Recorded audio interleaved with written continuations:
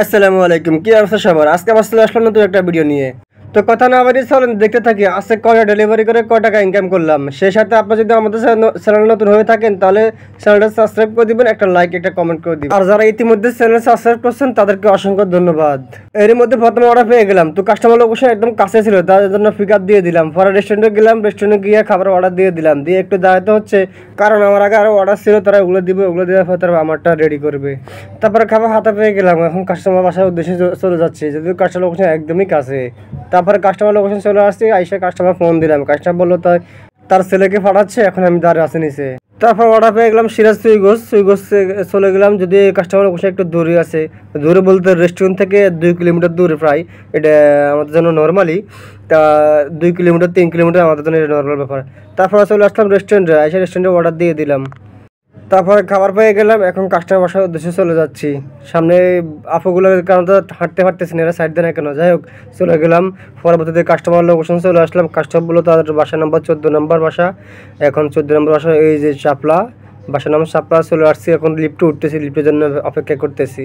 তারপর ঘুর করে লিফটে চলে আসলাম কাস্টমারের ফ্ল্যাটে এই যে B1 এখন কল B2 কল দিলাম। তারপর অর্ডার পেলাম কাঙ্ক্ষিত সে আইসা রেস্টুরেন্ট সুলতান ডাইন্স, তারপর সুলতান ডাইন্সে চলে যাচ্ছি এখন। তো রেস্টুরেন্টে চলে আসলাম, অর্ডার দিতে গিয়ে দেখি যে বাইরে কাস্টমারের ডাইনে কাস্টমার অভাব নাই, সব দাঁড়ায় আছে। থেকে তারপর আমরা এর ভিতরে অর্ডার দিয়ে দিলাম, অর্ডার দেওয়ার পরে এখন খাবার পেয়ে গেলাম। এখন চলে যাচ্ছি, এদিক দিয়ে ফুড পান্ডার এক ভাই বলতেছে ব্লগ করো, তো বললাম হ্যাঁ ভাই ব্লগ করি।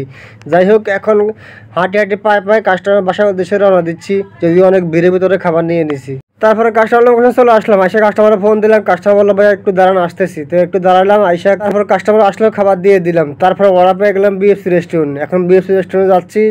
BFC রেস্টুরেন্টে আসলাম, আসে খাবার হাতে পেয়ে গেলাম, খাবার হাতে পাওয়ার পরে এখন কেটে জমা দিয়ে খাবারটা হাতে নিলাম, নিয়ে এখন চলে যাচ্ছি কাস্টমারের লোকেশনের উদ্দেশ্যে। কাস্টমার বাসায় যেয়ে তারপর খাবার ডেলিভারি দিয়ে আবার নতুন কোনো অর্ডারের পিছিয়ে ছুটতে হবে।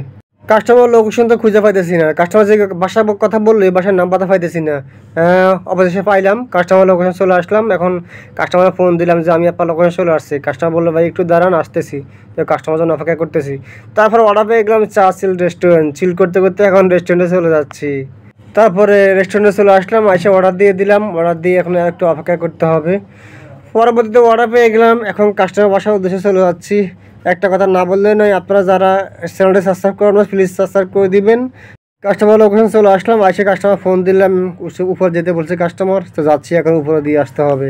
তো আজকে ভিডিও পর্যন্ত, এতক্ষণ ধরে যারা ভিডিও দেখছেন তাদেরকে অসংখ্য ধন্যবাদ। আজকের দিনে ইনকাম 10 ঘন্টায় 635 টাকা। যারা এখনো সাবস্ক্রাইব করেন না প্লিজ সাবস্ক্রাইব করে দিন, একটা লাইক একটা কমেন্ট করে দিন।